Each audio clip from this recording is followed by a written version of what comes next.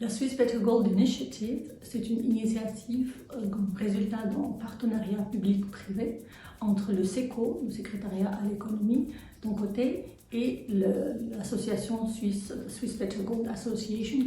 Nous avons identifié 3 missions principales. Donc, la première, c'est soutenir les petits producteurs artisanaux et à petite échelle.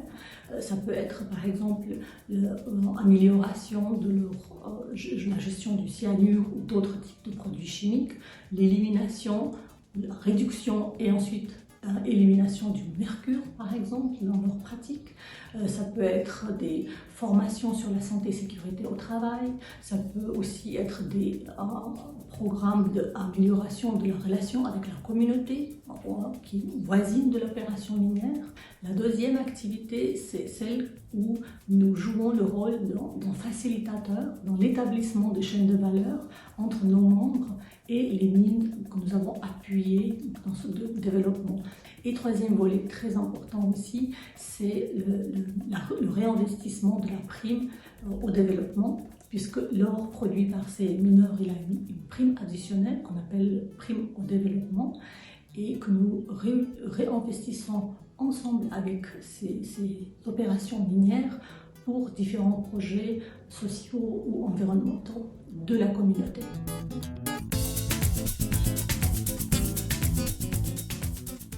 Nous avons commencé en 2013 avec 4 membres fondateurs, dont des parcs, des raffineurs, et entre-temps nous avons grandi et nous comptons 19 membres actifs qui sont les représentants des affineurs suisses, des entreprises, des montres et bijoux, ainsi que des différentes banques.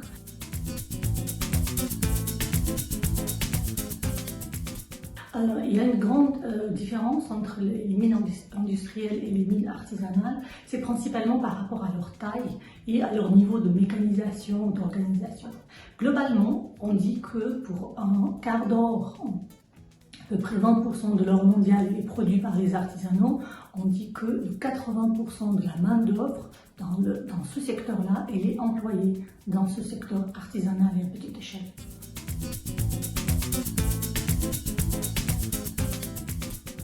Ça vient de toutes les parts. C'est vrai que le consommateur, il souhaite, le consommateur final, celui qui achète un bijou, celui qui s'engage pour la vie et il va utiliser une alliance en or, il veut connaître la provenance de cet or-là. On a cette tendance vers la connaissance de provenance de ce qu'on consomme, que ce soit de la nourriture, que ce soit des habits, et que ce soit des matières premières.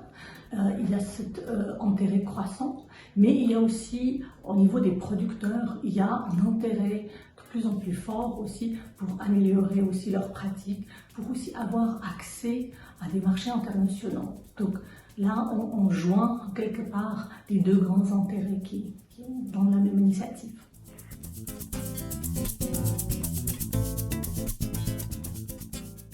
Je pense réellement que boycotter le secteur artisanal et à petite échelle, ce n'est pas la bonne solution. Je pense qu'il faut vraiment s'engager en tant que consommateur, en tant qu'entreprise, il faut s'engager. Pourquoi? Parce que, comme je disais tout à l'heure, ce secteur il emploie 80% de la main-d'œuvre.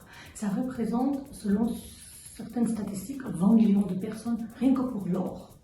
Donc c'est énormément de personnes pour qui c'est la seule source de revenus et aujourd'hui ils n'en ont pas d'autres moyens de se gagner la vie.